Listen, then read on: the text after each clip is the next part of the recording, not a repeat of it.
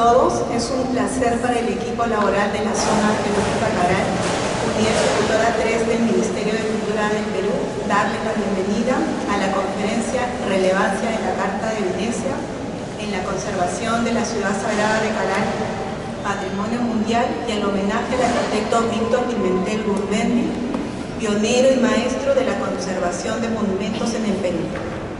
Saludamos a las distinguidas autoridades e invitados que nos acompañan. Doctora Ruth Chávez Solís, directora de la Zona Arqueológica Caral. Arquitecto José Arizpe Chávez, representante del Colegio de Arquitectos de Perú. Arquitecta Débora Arizpe, representante del Colegio de Arquitectos de Perú. Señores directivos del Ministerio de Cultura. Señores miembros del Consejo Directivo de la Zona Arqueológica Caral. Saludamos a nuestra querida comunidad virtual que hoy nos acompaña a través de Facebook Live y por supuesto, muy en especial al arquitecto Víctor Pimentel Gurmendi. Es un gran honor para mí y todos mis compañeros encontrarnos nuevamente. Para iniciar, escucharemos las palabras de la directora de la Zona Arqueológica Caral, doctora Ruth Chávez Solís.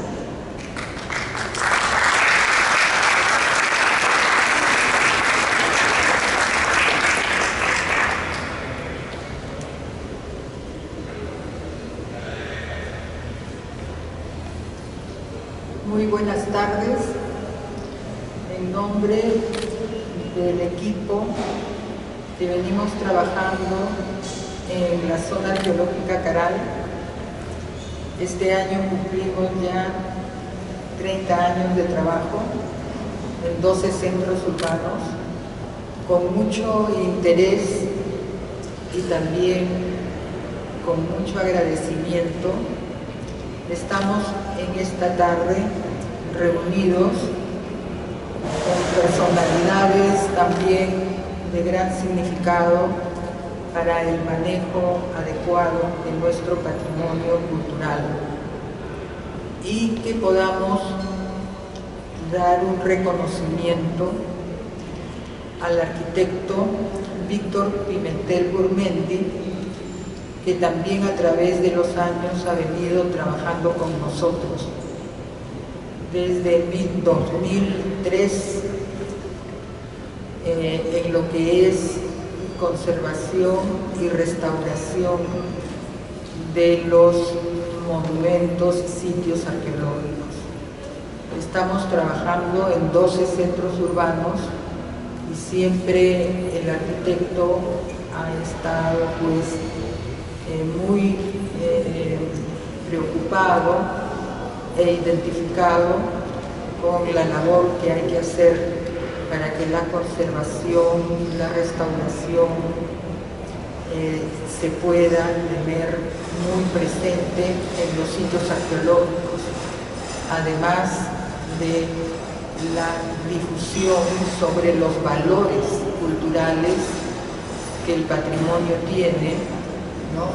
Y la gestión adecuada que debe hacerse de los sitios arqueológicos. No se trata solo de la investigación, sino aplicar esa visión integrada para que podamos nosotros contribuir a la preservación del patrimonio arqueológico y al conocimiento del significado que éste tiene para las sociedades del presente y del futuro. En esta oportunidad estamos muy prestos a reconocimiento del arquitecto Pimentel por esa significativa contribución al trabajo nuestro, que como arqueólogos, investigadores, trabajamos de modo multidisciplinario, interdisciplinario y en general transdisciplinario, ¿no? Para recuperar la información que se requiere sobre el sistema social de la civilización caral. Y hemos elegido esta fecha por el significado de la Carta de Venecia, que tiene para la conservación y restauración del patrimonio arqueológico, El arquitecto Pimentel fue la persona profesional que a través del tiempo siempre estuvo muy interesado en que nuestro país tuviese acceso al conocimiento sobre la conservación y restauración, y fue uno de los integrantes y representantes del Perú, el único que contribuyó a lo que fue la Carta de Venecia. En esta fecha se estaría pues teniendo en cuenta los 60 años desde que se firmó la Carta de Venecia. Y como señalo, la importancia que ha tenido ese documento no solamente es para Perú y México, que fueron los representantes que estuvieron allí presentes para plantear lo que se debía tener en cuenta sobre la Carta de Venecia. Y ese documento fue, pues, tuvo participación de por lo menos 18 representantes de diferentes países, pero mayormente de Europa, de América solamente, de Perú y México, y el arquitecto fue el que firmó por el Perú y que contribuyó, como digo, a la redacción de esa carta, que ha sido muy importante y que se tuvo en cuenta en 1964, porque se reconoció que las guerras mundiales pues habían tenido afectaciones sobre el patrimonio cultural y que era necesario que esa historia no se siguiera perdiendo y que había que intervenir para que se pudiese, a través de la actividad de conservación y restauración, garantizar esa historia que no debía desaparecer. Entonces, en esta fecha, pues, que se cumplen los 60 años desde que se firmó la Carta de Venecia, como se le llama, la hemos considerado importante para tener al arquitecto en nuestro país como debe ser, ¿no? Con todas las contribuciones que a lo largo de su vida ha venido dando en la intervención sobre el patrimonio histórico, arqueológico, en los centros históricos en diferentes partes del país y también en otros lugares de América. Ha sido una personalidad profesional muy identificada con nuestro patrimonio y con el patrimonio del mundo, que realmente es lo que debiéramos en esta ocasión, cuando estamos viendo lo que está pasando como seres humanos en la evolución que se ha venido haciendo. No estamos avanzando, sino retrocediendo, porque sin ninguna consideración todavía se viene pues destruyendo no solamente los bienes inmuebles que tienen toda una historia que no debe perderse para generar reflexiones entre lo que fuimos, lo que somos y lo que debemos tener en cuenta para el futuro, ¿no?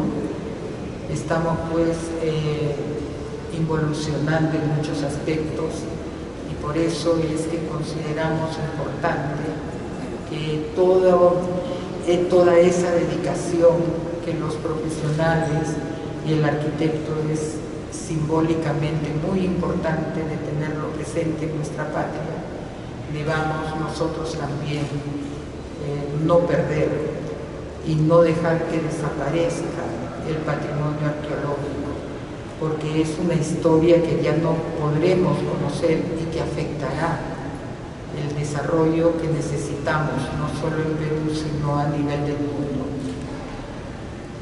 Nosotros en Perú hemos sido una de las civilizaciones más antiguas de América y eso también tiene todo un mensaje.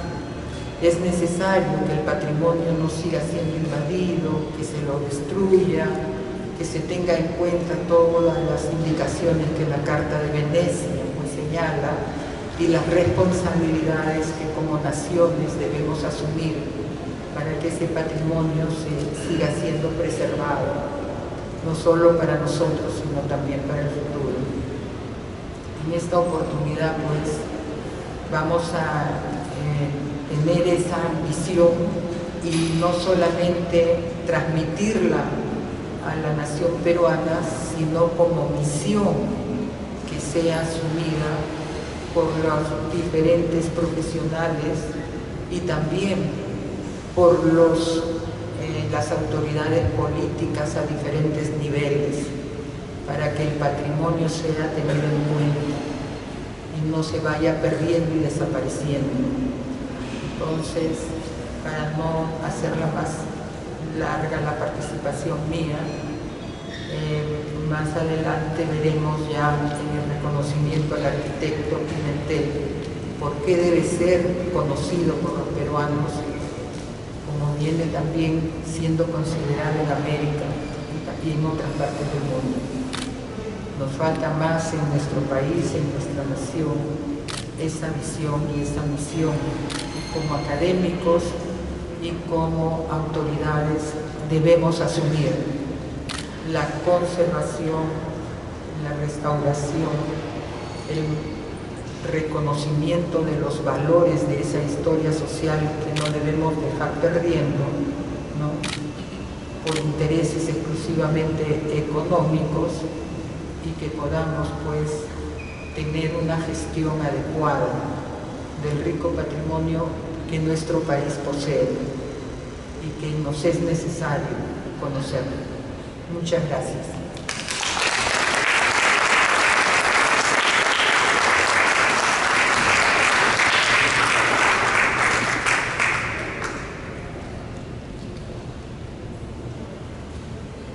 Agradecemos las palabras de la doctora Ruth Chávez Solís, directora de la Zona Arqueológica Caral. Y ahora invitamos a la arqueóloga Carmen Salas Cuadros, coordinadora de conservación de sitios arqueológicos de la Subdirección de Investigación y Conservación de Sitios Arqueológicos de la Zona Arqueológica Caral. Adelante. Buenas tardes, muchas gracias por acompañarnos a celebrar al arquitecto Pimentel y los 60 años de la Carta de Venecia. PPT, por favor.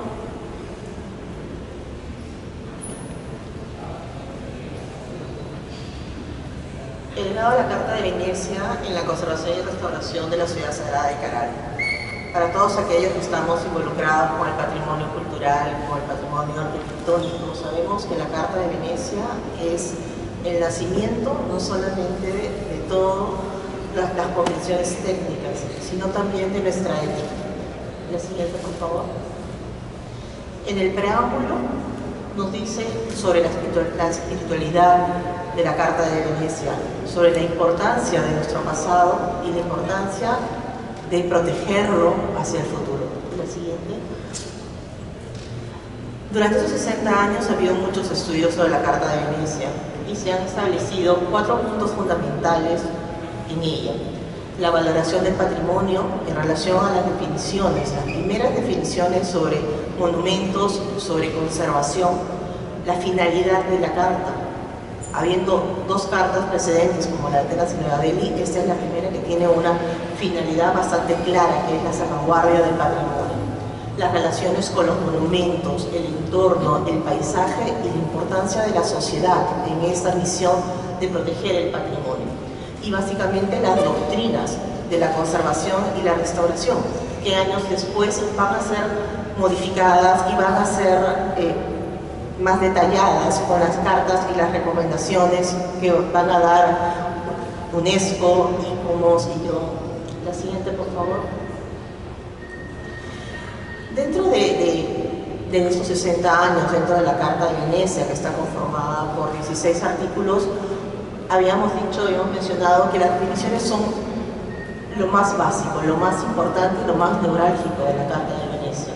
La primera noción sobre el monumento histórico, ¿no? Aquel monumento que tiene que ser incluido con su paisaje, que tiene que ser articulado, que tiene que ser no solamente un monumento de gran magnitud, sino también aquella evidencia, por más humilde que sea, también tiene que ser considerada como monumento. Asimismo, las primeras definiciones sobre conservación y restauración, que ya nos están hablando en los años 60 sobre la multidisciplinaridad, la transdisciplinaridad, ¿no? Donde tienen que funcionar varios profesionales, entre arquitectos, ingenieros, químicos, ¿no? Y que eso se tiene que dar dentro de una red de profesionales para el fortalecimiento de la conservación de nuestro patrimonio. La siguiente. Esta finalidad de la cual les hablaba y que está estipulada en la Carta de Venecia es la salvaguardia del patrimonio, tanto de la obra de arte, es decir, de lo hermoso que se puede ver la obra, pero también del testimonio histórico, de los valores que tiene, de lo que representa como materialidad de nuestras propias identidades. Esa conservación va desde la conservación preventiva, ¿no? Curativa, en el caso de la propia restauración, pero también nos da el compromiso de la defensa del patrimonio, de la defensa de las poligonales, de nuestras casonas, de todo nuestro entorno que a veces olvidamos, ¿no? Ese compromiso que nos está dando ya la Carta de Venecia. La siguiente, por favor. La siguiente, por favor. Listo.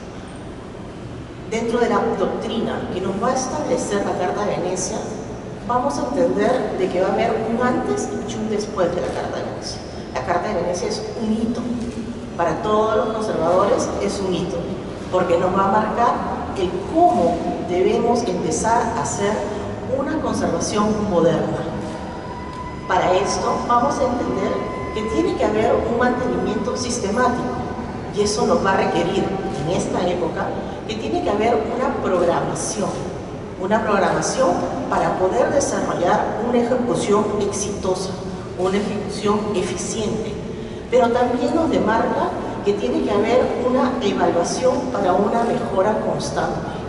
No podemos quedarnos en los errores que pudiéramos haber cometido, sino mejorarlos, en mejorar la tecnología, en mejorar nuestros estudios, en mejorar nuestros registros, ¿no? Nos habla también, por primera vez, de las funciones que puede tener ese patrimonio, esos monumentos, la función en torno a la sociedad, que tiene que estar acorde con el patrimonio, con los sitios, con los monumentos. Podemos ver en las imágenes los sitios de interpretación que tenemos nosotros en Caral y en Áspero, los cuales muestran esa armonía que tiene que haber entre el uso social, entre la puesta de valor y los monumentos. Nos habla también de la implicancia que tiene que haber con el medio ambiente, con el paisaje. Los monumentos, los sitios arqueológicos, los sitios arquitectónicos no son aislados, tienen un entorno, y ese entorno tiene que ser respetado, tiene que entenderse que son parte del monumento, parte de esa historia, ya que han sido construidos bajo ese contexto. El siguiente. Como decíamos, el monumento no puede ser separado de su historia, es un testimonio del ambiente en que se encuentra. Eso quiere decir de que nosotros no podemos disociar un elemento arquitectónico del propio elemento, y menos si se trata de elementos como esculturas, pinturas, relieves, porque son parte de la piel del monumento. No podemos llevarlo a un museo o llevarlo a un recinto para una mejor conservación, porque lo que debemos hacer es tratar de disminuir los agentes de deterioro que van a afectar este monumento. La siguiente, por favor.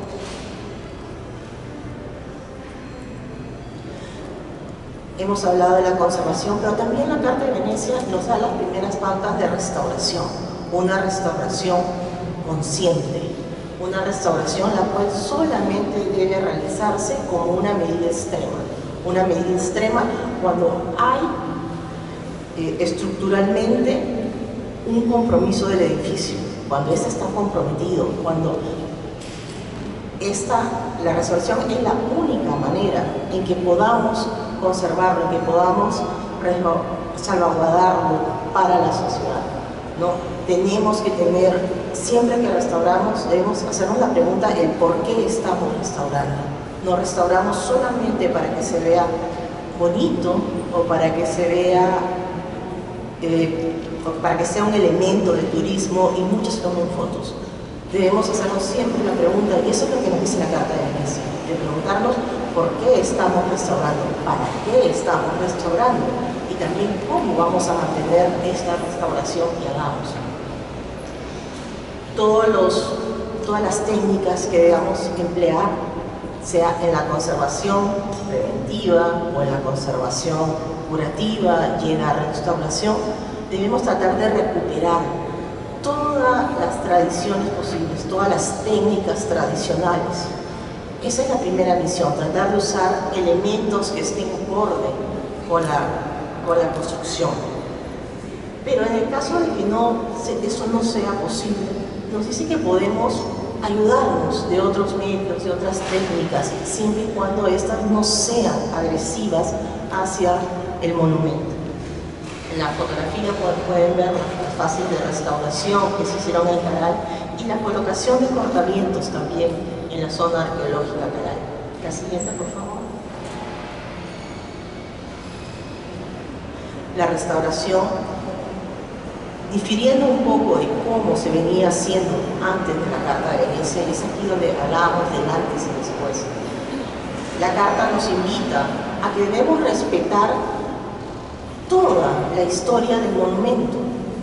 Debemos excavarlo, debemos conservarlo, respetando todos los momentos de ocupación, sin tener una preferencia por uno y por otro.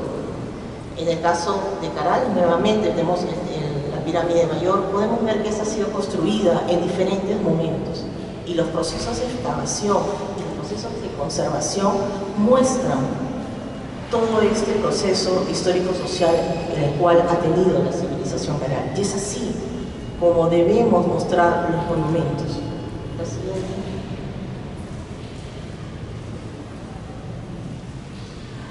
Aquellos elementos que están destinados a reemplazar elementos por faltantes, por lagunas, aquellos materiales que vamos a usar, deben ser acordes con la naturaleza del monumento que estamos interviniendo, ¿sí?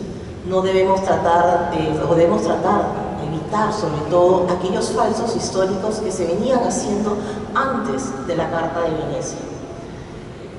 Aquellos adicionales que se hagan, con los cuales se trabaje, tienen que pasar estrictamente un proceso de evaluación. No podemos usar cualquier tipo de materiales, si no hacemos trabajos en laboratorio, debe estar confirmado científicamente que los materiales que vamos a usar no van a afectar el monumento, no van a afectar nuestro edificio. La siguiente, por favor.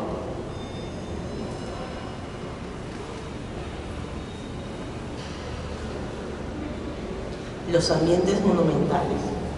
Qué bonita palabra, ambientes monumentales. No hablamos ya de un edificio, sino hablamos de un conjunto de ellos, de esa armonía que tiene que haber entre un paisaje urbano, entre un paisaje arqueológico, entre la naturaleza y el paisaje en conjunto, entre esa integridad que debe haber.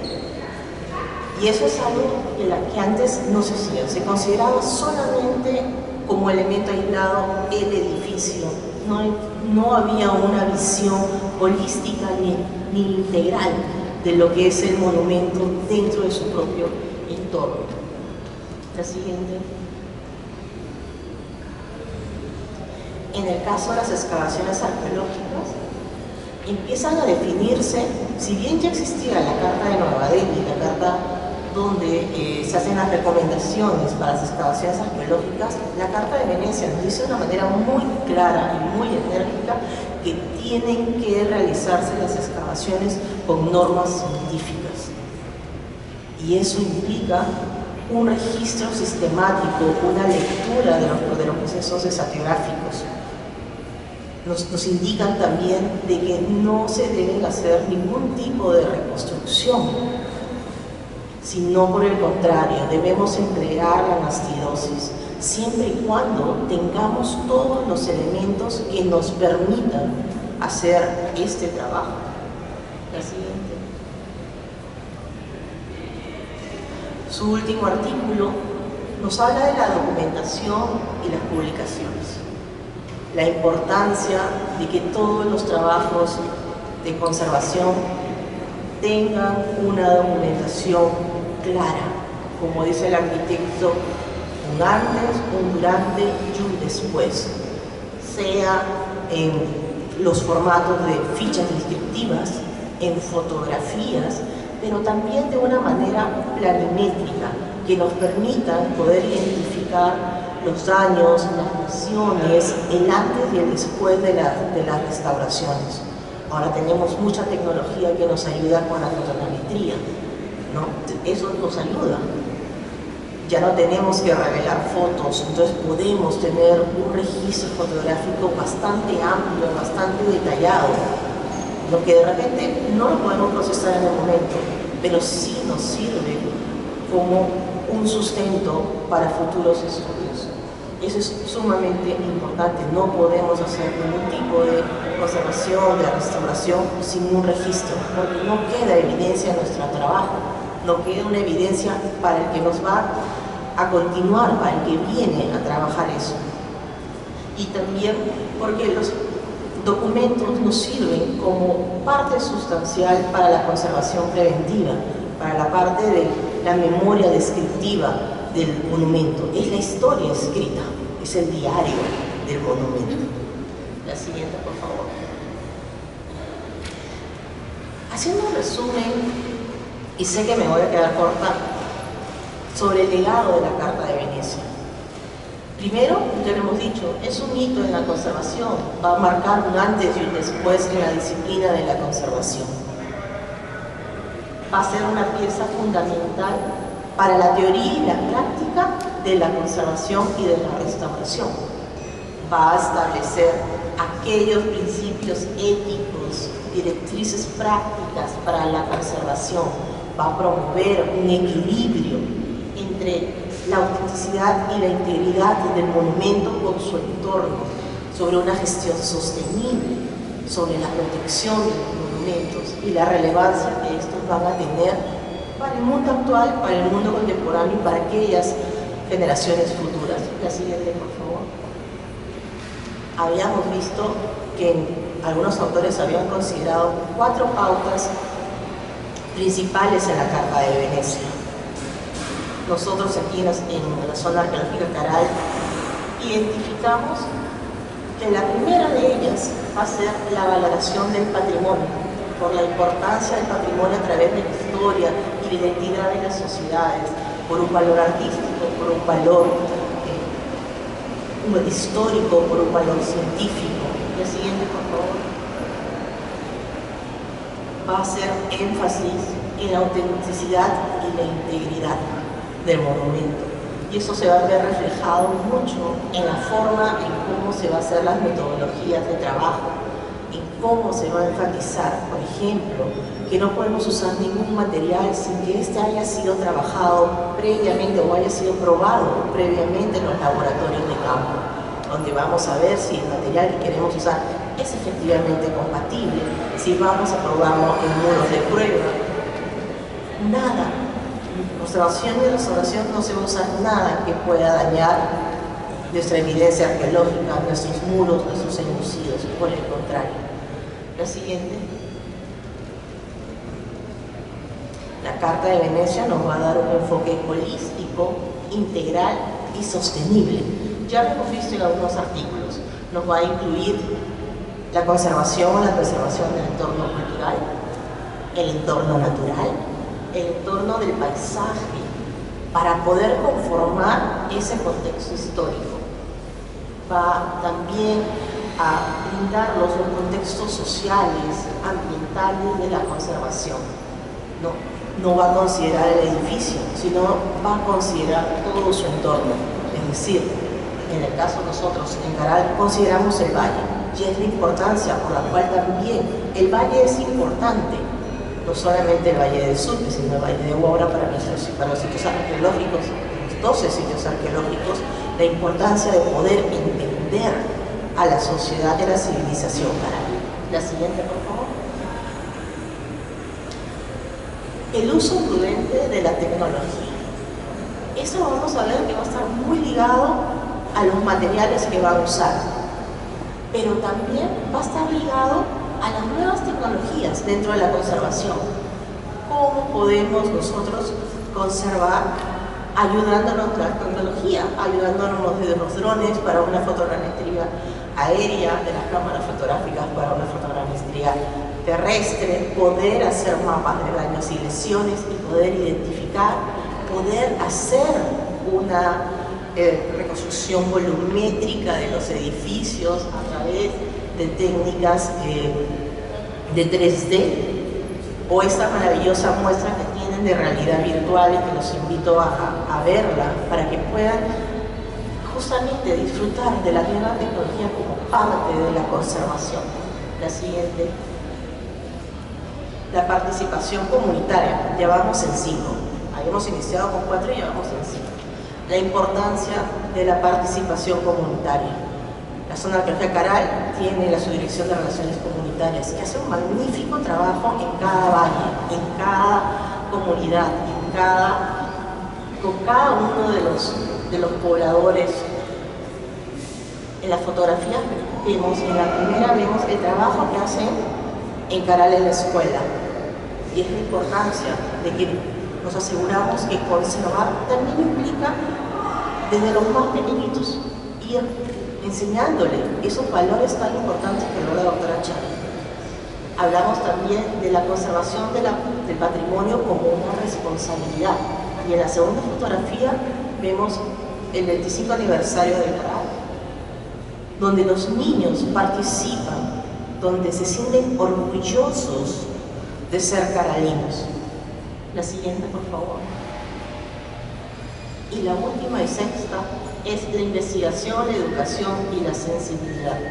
La carta nos invita a formar conservadores profesionales, nos invita a transmitir la información que se va obteniendo en las excavaciones, que se va obteniendo en la conservación, en una conservación para la sociedad, para que ellos puedan entenderla, porque esa es la única manera en que puedan sentirse tan identificados, que puedan sentir esa responsabilidad que tienen con su patrimonio como si fuera propio. La educación, la sensibilidad, la sensibilización, la capacitación a nuestro propio personal, como es la fotografía que ven en la parte inferior, o aquellas fotografías que vimos en la lámina 2 sobre el taller de conservación que se hizo a nivel internacional. Todos aquellos elementos son gracias a que la Carta de Venecia lo dice, lo establece. La siguiente, por favor. La Carta de Venecia también ha sido partícipe de los objetivos estratégicos del área de conservación. ¿Y cómo no serlo? Si cumplimos 30 años y el arquitecto nos ha acompañado durante 20 años, durante casi 20 años.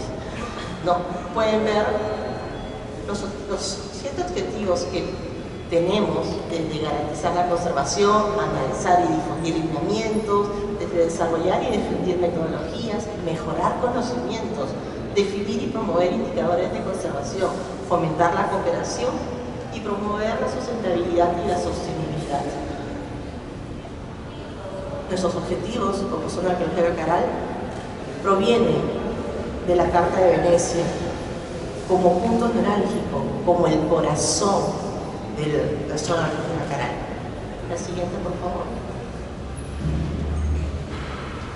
Y todo eso no lo podríamos haber hecho primero sin nuestro personal, aquel personal que el arquitecto ha formado, que ha ido a campo, ha trabajado con ellos. Hemos establecido programas técnicos científicos, proyectos también de investigación para la conservación. Pero nuestro trabajo se sustenta en 3 pilares, y eso lo vimos muy reflejado durante la pandemia, donde todos estábamos en confinamiento, nuestro personal estaba en campo monitoreando para prevenir cualquier invasión que pudiera haber en cualquier sitio arqueológico. Nuestros tres pilares son la resiliencia, la creatividad y la ética. Todos ellos provienen de la Carta de Venecia. ¿Y qué es lo que nos permite? Hacer un trabajo eficaz, eficiente, sostenible y sustentable, que también está incluido en la Carta de Venecia. La siguiente, por favor. Y esta es mi lámina final. Debemos entender que la conservación es un acto de fe en el futuro. Es un acto de creer que estamos haciendo un trabajo no solamente para nosotros, no solamente para ustedes que están aquí acompañándonos, sino para nuestros hijos, para nuestros nietos, para contribuir a una mejora en la sociedad, en una mejora en nuestro país. Muchas gracias.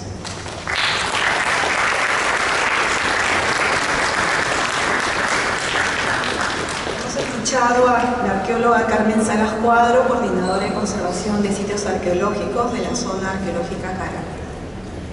Y ahora presentaremos el video semblanza, vida y trayectoria profesional del arquitecto Víctor Pimentel Gurmendi, pionero y maestro de la conservación de monumentos en el Perú.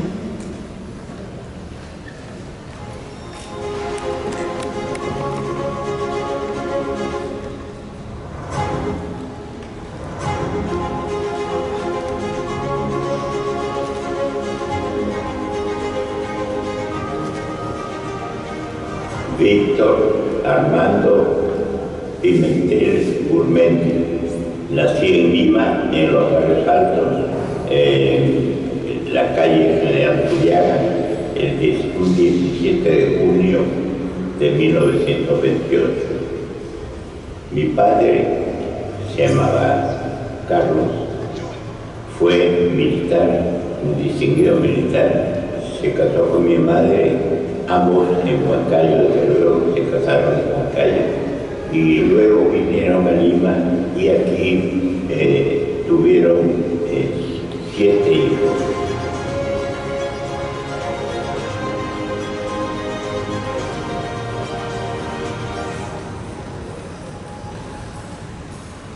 La primaria la hice en el colegio Ramón Espinosa, colegio del Estado, que estaba a 2 cuadras de donde nací, en los Barrios Altos. Y a la muerte de mi padre, de los Barrios Altos pasamos a vivir a Chacha Colorada y continué estudiando la parte complementaria de la primaria en un centro escolar número 464, me acuerdo mucho.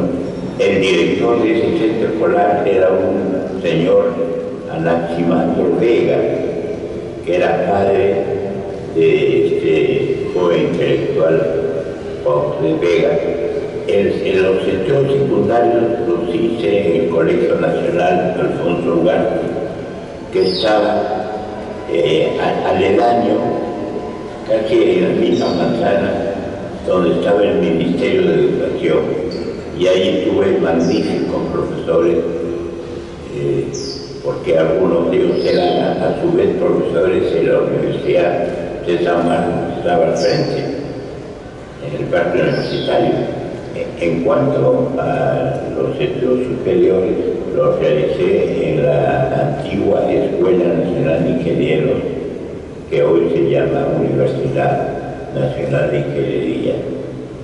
Me fascinó el hecho de en qué consistía la arquitectura, porque estaba vinculada a las artes y a la ciencia. En el caso particular mío, porque yo pretendía desde muy niño estudiar arte, me gustaba el arte, la cultura, la escultura, la música, sobre todo. Quería ser pintor, al mismo tiempo músico, pero no simplemente ejecutante, sino creador. Siendo alumno, fui residente de la obra del Gobierno de Arquitectura de la UNED.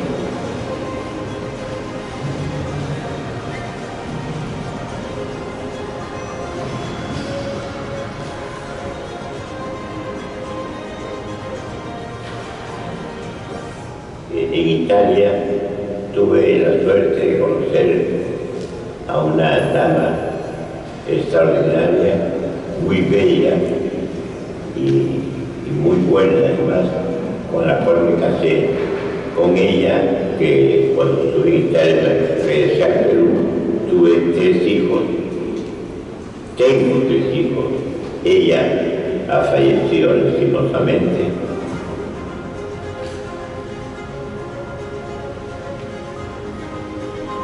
Me matriculé en 2 cursos en urbanística que lo dictaba el maestro Bruno Sevi, de prestigio mundial, y tecnología de la construcción, otro enorme maestro, Pierre Villeneuve, autor de las nervaduras. Pero al descubrir en este periódico mural esa palabra mágica para mí ahora, Restauro dei Monumenti, fue para mí un regalo de Dios, y me dediqué de lleno a eso, tanto que podría decir que lo dedico hasta este instante en que estoy hablando de ello, estudiando y colaborando como asistente en la superintendencia de los monumentos del Lazio, que era la región central de Italia, cuyo presidente era mi maestro Carlo Freschi. Ahí conocí a los grandes maestros de la restauración, Guglielmo d'Angeli Tosar, los esposos Mora, Carlo Freschi mismo, que era mi profesor principal, y muchos otros más, Giovanni Mosatti. Es decir, qué profesores, Dios mío, y qué privilegio mío.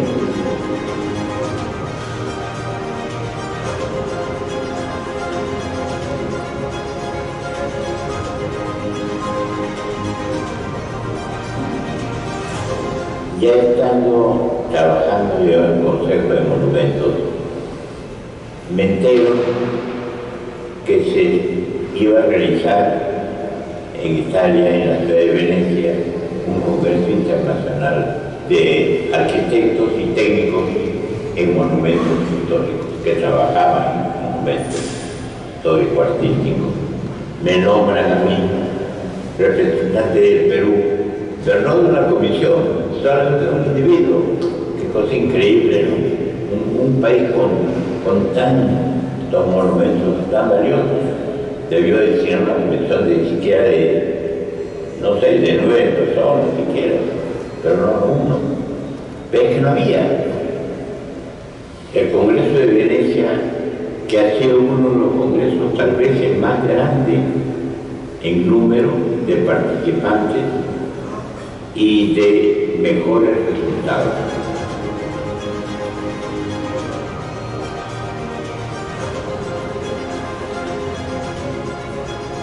Instalado el Congreso, en la mesa de honor estaba el profesor Piero Gazzola, que dirigía toda la reunión, y además estaba el arquitecto, el profesor Raymond Lemer, y nuestro querido arquitecto Carlos Flores Marini de México. El arquitecto Roberto Pani, otro ilustre profesional, tenía que leer la ponencia italiana.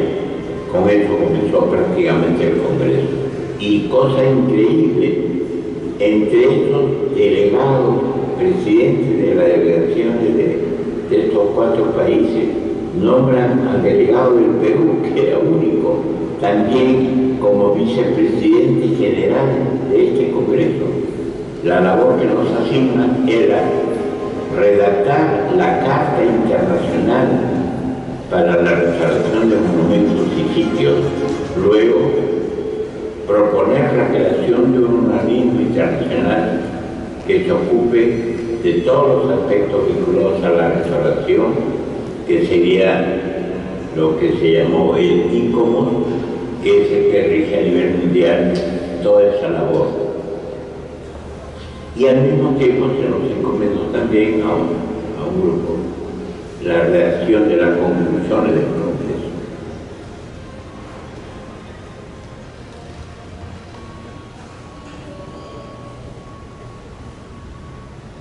Y ojalá mis colegas arquitectos, urbanistas, ingenieros, historiadores, arqueólogos, en fin, todos podamos trabajar conjuntamente en forma armoniosa, inteligente, con la modestia necesaria, desde luego, pero también con la vitalidad y la fuerza que exige este tipo de acciones en pro de la conservación, la protección, la restauración, si cabe el caso, de todo el ingente patrimonio cultural edificado de diversas épocas que tienen países como el Perú.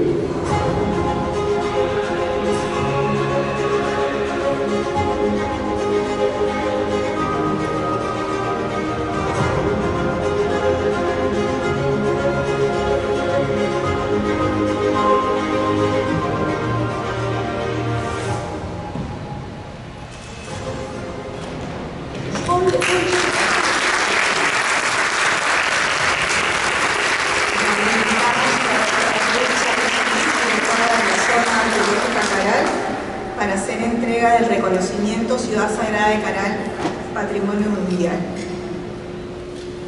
Doctora Ruchadi, arquitecto Pimentel.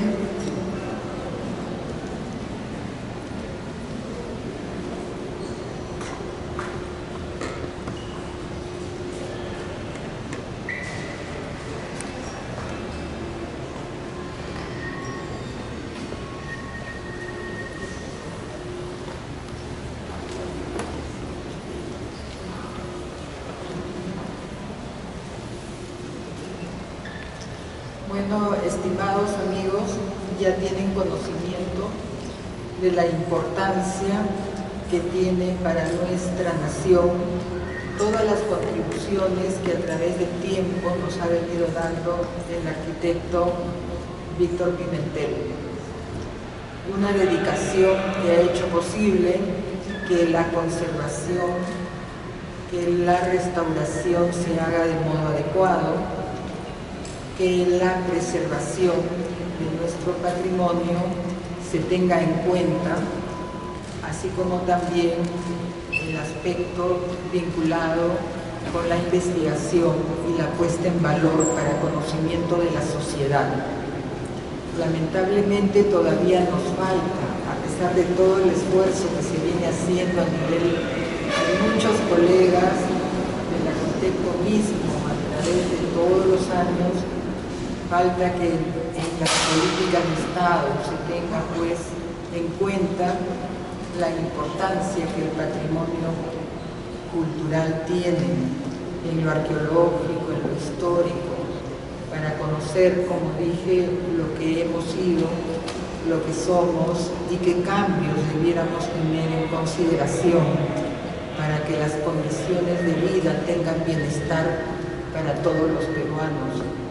Y en ese aspecto nos pusimos de acuerdo con todo el equipo para que el arquitecto que viene pues estando siempre muy atento a lo del trabajo que venimos haciendo y participando en él, como les mencioné, desde hace muchos años, desde el 2002 hasta el 2023, ha sido de significativa importancia para lo que es la conservación de los monumentos y la formación del equipo de conservación, que lo tenemos permanentemente bajo la subdirección del arqueólogo Marco Machacuay y la participación de la coordinadora Carmen Salas, que ya la han escuchado, y siempre con el trabajo compartido con las poblaciones del entorno, donde el equipo de investigación desde el inicio de los trabajos ha tenido en cuenta que estén participando, que se estén identificando, que estén contribuyendo a lo que es la importancia que tiene la identidad cultural para mejorar las condiciones de vida, que son aspectos todavía de vacío en diferentes partes de nuestro país. y que más aún con la migración y la falta de una visión de desarrollo integral que nuestro país tuvo y que ha ido perdiendo y se ha ido concentrando en las ciudades y en Lima en particular, no estamos viviendo en las condiciones más adecuadas. En el pasado hemos tenido desarrollos, si bien Canal ha sido la civilización más antigua, hubo interacciones interculturales, respeto por la naturaleza, por las condiciones de vida que se han ido perdiendo a través del tiempo y que la historia y su recuperación nos hace conocer en el presente para motivar los cambios que necesitamos, pues, que se tengan en cuenta. Con todo el ánimo de que ustedes no se estén cansando, vamos a entregarle al arquitecto Pimentel este reconocimiento y ojalá que en nuestro país, pues, a personalidades como el arquitecto Pimentel se los tenga siempre en cuenta y no se los deje de lado, ¿no? Nosotros hemos hecho eso a través de los años y nos hemos logrado que se beneficie el trabajo que venimos haciendo, pero también que se considere que el arquitecto, pues, tiene toda una contribución como muchas otras personas y que no deben ser marginadas ni dejadas de lado. Arquitecto, con mucho cariño,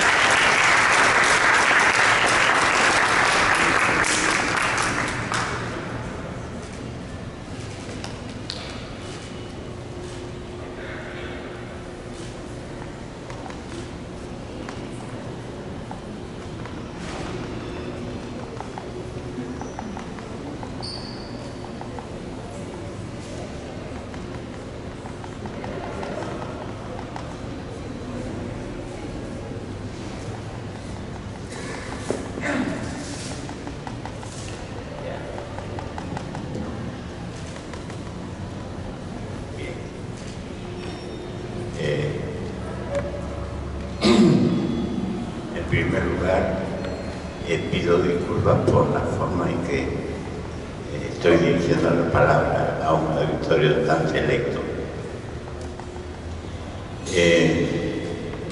Doctor Rosario, con todo respeto, le pido que me permita hacer mención, hacer el recuerdo también de un acontecimiento que hace ya algunas décadas, un día como hoy, se produjo en el Callejón de Guaylas. Un evento sísmico que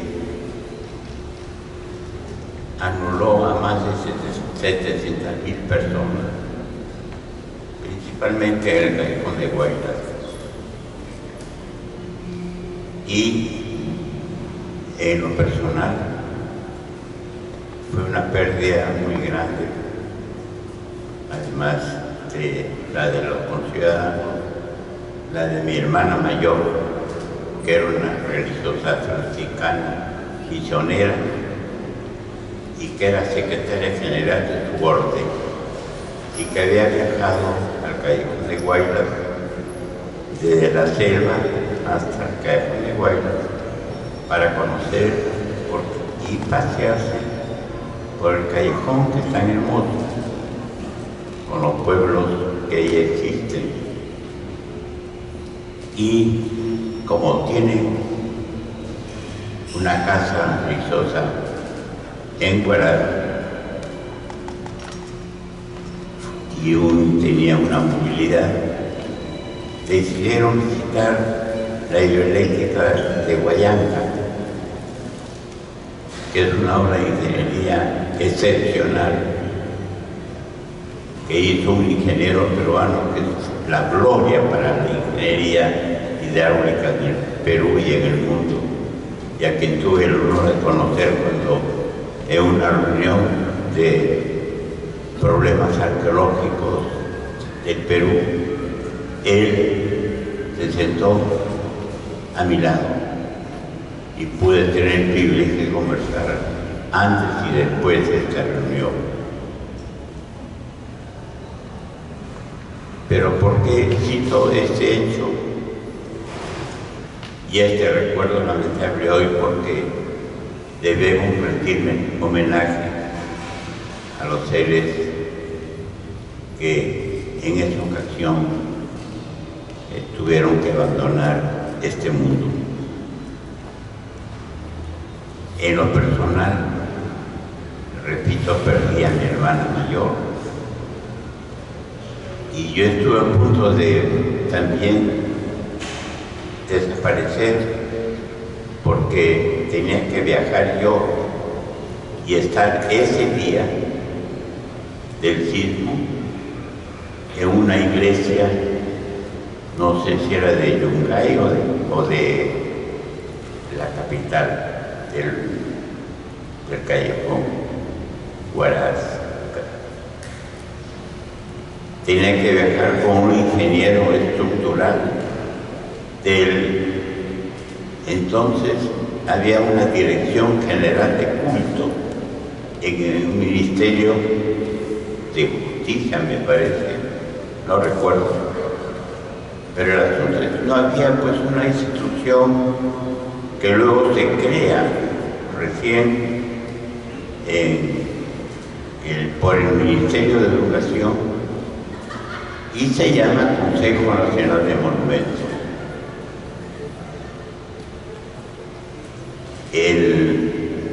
La convocatoria que me hace de esa institución, del Ministerio de Justicia y Culto, es que viaje con un ingeniero estructural para la restauración de la cúpula de una iglesia de una ciudad importante del Callejón de Guayra.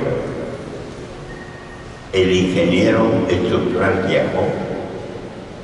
Yo no sé por qué motivo del destino no pude viajar. Viajé al día siguiente. Mejor dicho, no viajé al día siguiente, sino mucho después. Porque el día que viajó ese ingeniero y me esperaba él en esta iglesia, se atrevió, según me cuentan los informantes, se atrevió con unos andamios a analizar la estructura de la cúpula de la iglesia que teníamos que trabajar. Se produjo el sismo, él murió, desde luego aplastado por esta cúpula. Yo pude estar en ese sitio junto a él.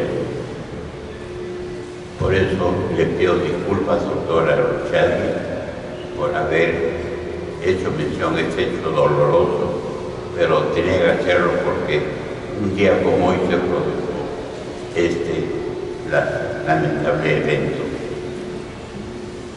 Paso ahora a manifestar el enorme privilegio que tengo como profesional de la arquitectura y el urbanismo de haber trabajado un tiempo primero en el Museo Nacional de Antropología y Arqueología, donde fui director, y luego bajo las órdenes de la doctora Ruchadi y un equipo sumamente valioso de arqueólogos, investigadores, trabajar en los vestigios arquitectónicos de una ciudad perteneciente a una civilización cuyo nombre se ha dado en llamar Caral, y que, como bien se sabe, es la ciudad, la civilización, más antigua del continente americano. Y sobre esto de la antigüedad, voy a contar una pequeña anécdota. Cuando recién viajé a Italia para estudiar en la Universidad La Sapienza de Roma, porque había ganado una beca del gobierno italiano. Me matriculé en técnico urbanista, cuyo profesor era Bruno Zeni, un notable profesional de nivel mundial. Y luego otro curso que me apasionó por la obra que veía de un maestro cuyo nombre era Pierluigi Negri, diseñador, creador de las llamadas nervaduras estructurales, de un aporte excepcional para la creación arquitectónica. Cito solamente un ejemplo: el salón más grande que existe en el Vaticano, donde el Papa recibe o hace sus audiencias, hay ese salón enorme de una luz considerable, fue diseñada por Pierluigi Negri, y ahí entra una orquesta sinfónica completa, más personas que van y otros cardenales, religiosos, en fin. Es algo de no creer cómo se puede crear una luz llamamos nosotros los arquitectos a la distancia que hay un punto de apoyo con otro. El techo, vamos a decirlo en forma directa, esa cobertura o techo de esa inmensidad parecería irrealizable. Sin embargo, mi profesor diseñaba esa cosa. Pero esos fueron los 2 primeros años.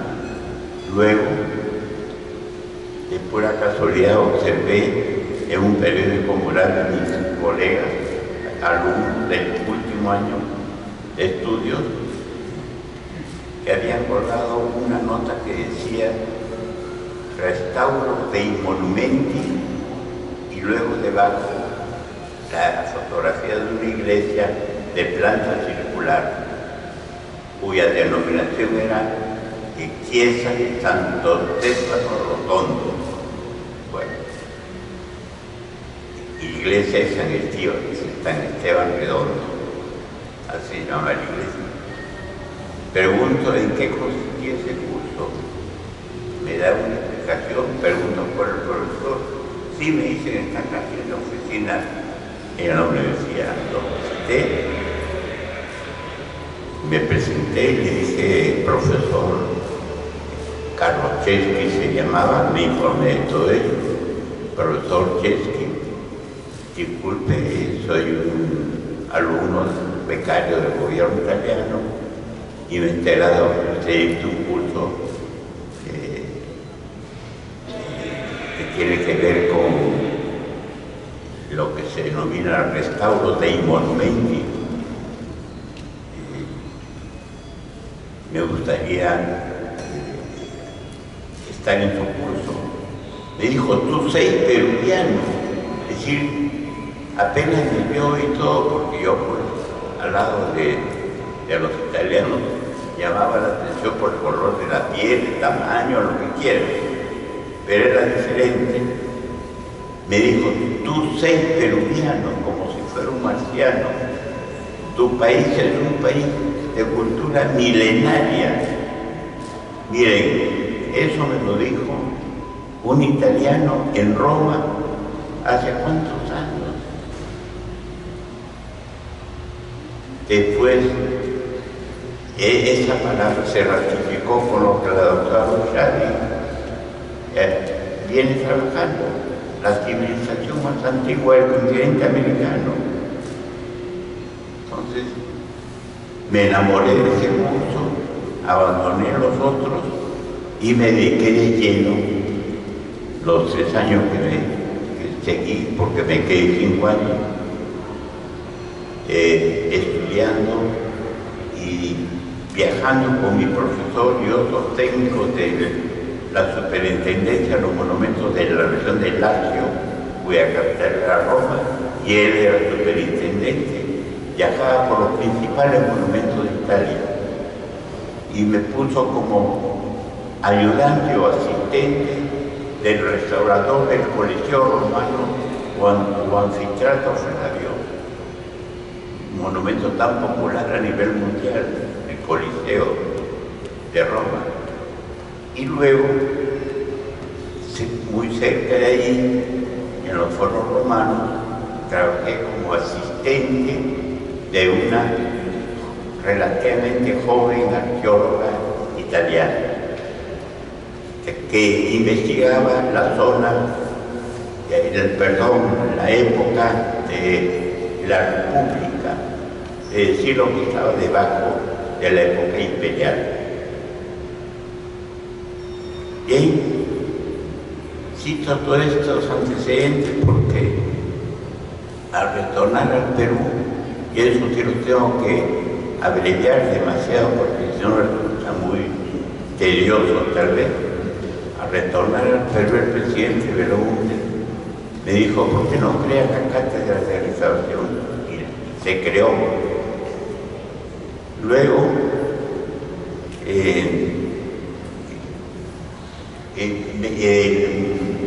no existía en ese momento en materia de patrimonio sino 2 entidades: el Consejo Nacional de Monumentos, que dependía del Ministerio de Educación, y el Patronato Nacional de Arqueología, que le integraban distinguidos profesionales de la arqueología.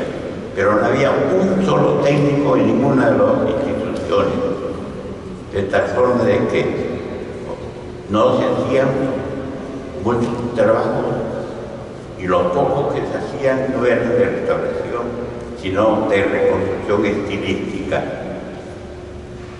Y a veces se inventaban monumentos también. Hay varios de esos que no vale la pena mencionar. Entonces, fue una labor importante iniciar ese trabajo en el Perú. El presidente Belaúnde habló con el director del Consejo de Monumentos, que era en ese momento un historiador jesuita eminente, Rubén Vargas Duarte. Habló con el presidente y entonces me nombraron como el primer director técnico de monumentos históricos, pero solo, sin un dibujante, sin una secretaria y en una pequeña oficina. Y me dice, para llevar a su arte, casi al día siguiente de haberme admitido y nombrado, me dice, arquitecto, tiene usted que viajar a la ciudad de Arequipa, porque acaba de producirse un sismo y tiene usted que ir a dictar las pautas técnicas aptas a la correcta restauración de los monumentos de Arequipa. Pero de Arequipa pasa usted por Puno, luego Cusco, Ayacucho, Huancayo, Lima. Muy bien, solo, sin colaboración de ningún otro técnico, hice este viaje. Al llegar a Cusco, ahí me di con que estaban demoliendo la casa natal de Inca García de la Vega.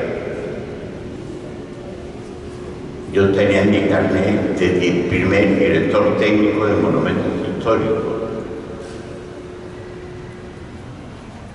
Y en el reverso de mi nombramiento, de mi tarjeta, se decía que en cargos especiales podía acudir al apoyo de la fuerza pública para impedir la destrucción de los monumentos. De tal forma de que al ver esa destrucción en Cusco, hablé con los 4 o 5 operarios que estaban con martillo o bomba destruyendo la casa natal del Inca y me dijeron: ¿quién es usted? Ese soy yo, le digo. Les expliqué mi función, no me hicieron caso, desde luego. Yo era un jovencito pareo que no valía nada. Busqué dónde estaba la comisaría y luego fue inteligente el comisario. Me pidió que 3 policías me acompañaran y estuve en la obra. Vino el alcalde corriendo, me dijo: oye, jovencito, ¿quién es usted? Que aquí ese soy yo. En definitiva, se paró la obra y me dijo: ¿le parece que hacemos un foro para ver cuál de las cosas va a primar? O la obra nueva, cuyo proyecto ya está aprobado por el municipio de Cusco, o lo que usted dice que hay que hacer. Bueno, se hizo 2 foros. En el primero, cada uno de los, el profesor, porque era un arquitecto distinguido, don Emilio Valterrey, no era cualquier arquitecto, ni era un destructor tampoco, sino que no había pues en el Perú ni en América Latina el criterio de la restauración. ¿Por qué? Porque acá no había llegado ni siquiera la Carta de Atenas de la década del 30, que la dictaron básicamente 2 italianos. Después, ¿por qué? Porque los italianos vieron que los países que habían sido destruidos, sus edificios importantes por la guerra que hubo, hacían realmente a despecho y medio, reconstruyendo en forma indebida, o no haciendo pues, sino reconstrucciones ni siquiera con un rigor técnico científico de recreación, por llamarlo de una manera. Hacían cualquier cosa. Ante eso los italianos tenían mayor sensibilidad sobre estos problemas, propiciaron que en Atenas se instaurara la Carta de Atenas, que algunos arquitectos confunden esta Carta de Atenas referida al patrimonio cultural edificado con la carta que Le Corbusier y otro grupo de arquitectos también en esa época diseñamos una carta de un congreso que le llaman Carta de Atenas también, pero él refería a la arquitectura contemporánea. Bien, el asunto es que estando yo en el Cusco y veo esta destrucción, la paralizo, tras el foro discutimos. El primer día no llegamos a acuerdo, el segundo día 3 o 4 horas de discusiones. Yo, que era un modesto arquitecto con un distinguido maestro de la arquitectura peruana, que en paz descanse, y él en un determinado momento tiene la hidalguía, por decirlo menos, de pararse y con voz estentórea decir: señores, yo retiro mi proyecto que ya está aprobado por el municipio de Cusco, el alcalde estaba a su lado, y apruebo el proyecto del joven arquitecto Pimentel. Grandes aplausos. Y ese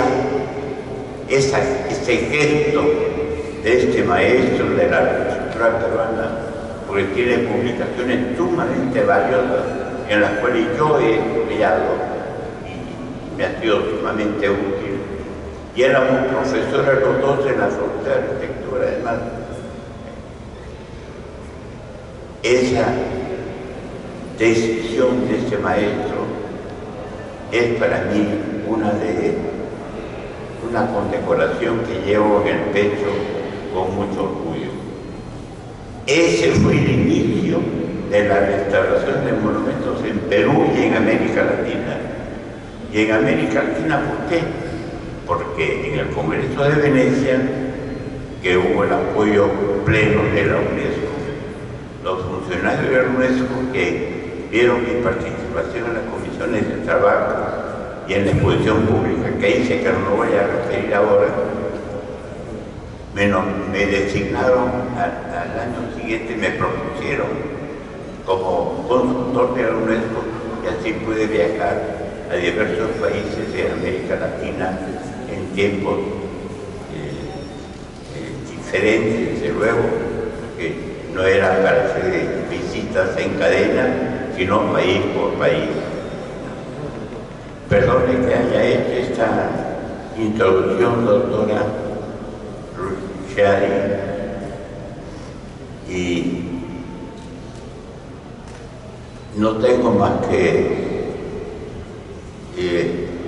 rendir a usted homenaje por la labor que viene haciendo con un esfuerzo excepcional, de lo cual soy testigo, y le agradezco que me haya invitado usted a esta reunión donde distinguidos intelectuales están presentes y el equipo extraordinario que usted dirige sigue trabajando con calidad profesional extraordinaria en esta ciudad más antigua de América. Gracias por permitirme decir estas palabras y gracias por este homenaje que generosamente.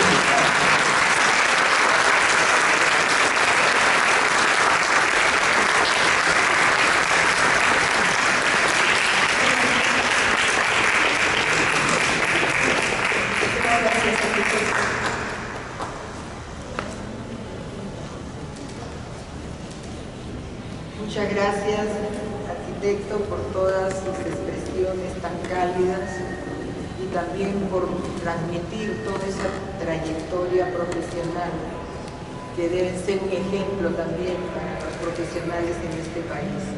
La identificación con nuestra historia a través de la conservación y restauración del patrimonio cultural.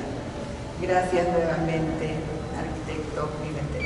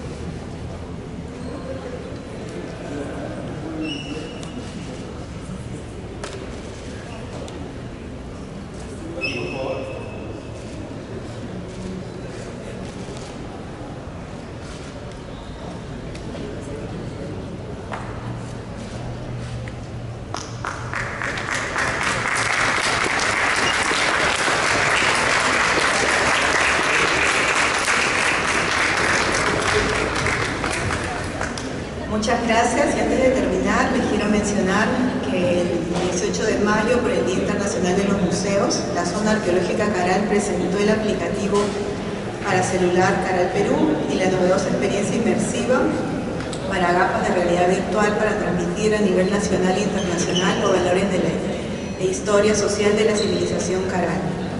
Hoy y hasta el 30 de julio van a poder vivir esta experiencia visitando la exposición exposición Centros Urbanos de la Civilización Caral.